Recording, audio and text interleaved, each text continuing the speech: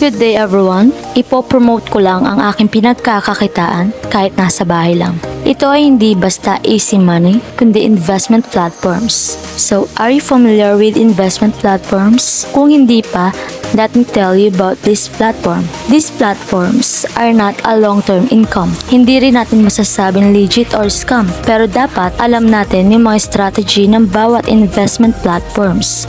Unang-una, ang investment platforms are for risk takers only. Bawal sa gahaman at mainipin. Pangalawa, huwag mangungutang para lang may pang-invest.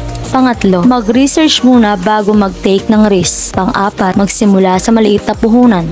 Pang-lima, isang beses lang dapat maglalabas ang puhunan. Pang-anim, mag-daily withdraw at bawiin muna ang puhunan. Pang-pito, para yung matitira at mga papasok pa lang na pera sa balance, yan ang ating gagamitin at paiikot-ikutin. In case maisipan natin mag-invest ulit in other investment platforms kung hindi pa tayo nakukontento sa ating kinita, or else mas better kung i-keep na lang for your own investment. And last, invest what you can afford to lose. So this is my essay application.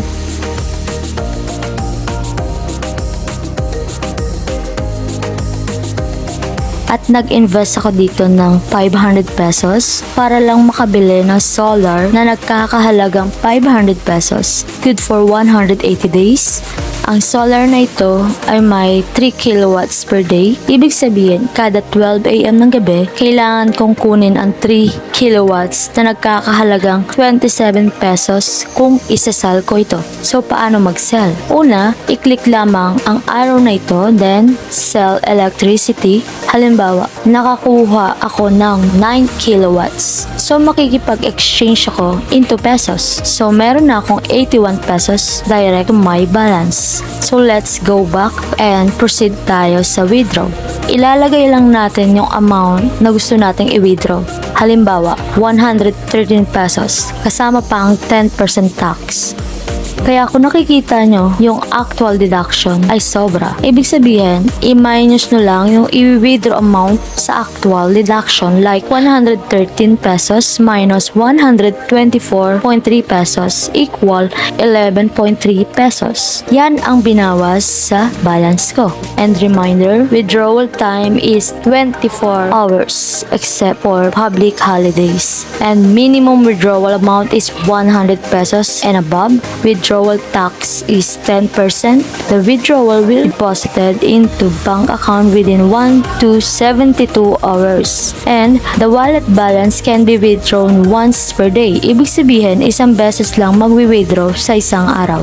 Then, ilalagay nyo lang ang GCash number ninyo and then withdraw now. Then, proceed tayo sa bill. Dito natin makikita ang mga withdraw records. Kapag nakita nyo ang waiting, ibig sabihin aantayin lang natin na dumating sa GCash. Kung success naman ang nakalagay, ibig sabihin ay dumating na sa GCash.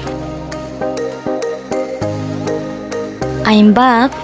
After 3 years ago, finally, I received my fourth payout. If hindi kayo satisfied sa nakikitang withdraw success, ipapakita ko sa inyo ang aking transaction for proof. So let's check kung na-receive ko na nga ba talaga ang 113 pesos sa GCash. So this is my account. See?